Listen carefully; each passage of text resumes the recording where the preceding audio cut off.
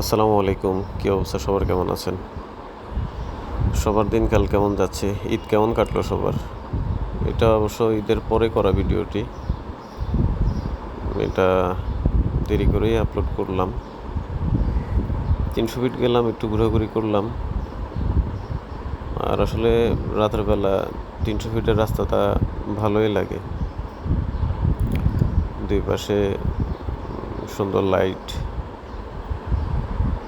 আর 300 fit গেলে মনে হয় অনেকেই আসলে ধৈর্য ধারণ করতে পারে না। কারণ হচ্ছে যে আসলে অনেকেই দেখলাম যে ওভার স্পিডিং করে বাইক। একটা নমুনা দেখাবো স্পিডিংয়ের। আর খুব সম্ভবত মেয়ে মানুষ বাইকের পিছনে থাকলে মনে হয় স্পিড বেশি থাকে সবচেয়ে। তবে এটা উচিত না আসলে। আসলে কে বা কাহারা বা কে কাকে নিয়ে ঘুরতেছেন এটা আপনারাই ভালো জানেন। কারণ হচ্ছে কি, একটা দুর্ঘটনা যখন ঘটে তখন আসলে পারিবারিকভাবে বিষয়গুলো জানাজানি হবে। সবাই দেখবে, অনেকে ভিডিও করে। তো এগুলো আসলে তাড়াহুড়া বা ওভার স্পিডিং না করাই ভালো। যাই হোক, ওইসব কথা না বলি। মেইন বিষয়টা হচ্ছে যে আমরা আসবো হচ্ছে মালিবাগ। তো ভাইকে বললাম হচ্ছে যে, ভাই আমরা কিন্তু বনানী দিয়ে যাব।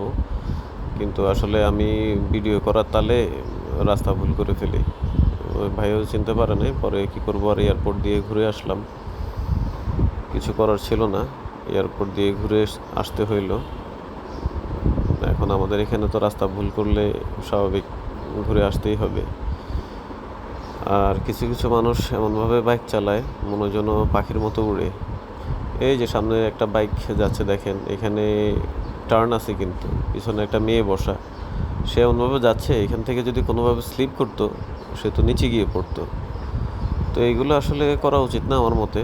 এত ওভার স্পিডিং করা বা এইভাবে এত রাফ রাইড করা, এটা কোনোভাবেই উচিত না আসলে। তো সবাই সাবধানে বাইক রাইড করবেন। আর সেফটি ফার্স্ট, এটা সবাই মাথায় রাখবেন আসলে। অনেকেই দেখলাম হেলমেট ছাড়া বাইক চালাচ্ছেন, খুব স্পিডিং করতেছেন, এগুলো ঠিক না আসলে। তো যাই হোক, সবার জন্য শুভকামনা রইল। সবাই ভালোভাবে ঈদের ছুটি কাটিয়ে নিশ্চয়ই যারা ঢাকার বাইরে গেছেন ঢাকায় আসতেছেন। আজকে তো শনিবার, আজকে থেকে অনেকেই অফিস শুরু করছেন। কালকে থেকেও অনেকেই শুরু করবেন। মোটামুটি ঢাকায় আবার প্রাণ ফিরে আসতেছে সবাই আসার কারণে। আসলে যেমন শহর তেমন মানুষ, যানজট থাকবে, এটা খুব স্বাভাবিক একটা বিষয়।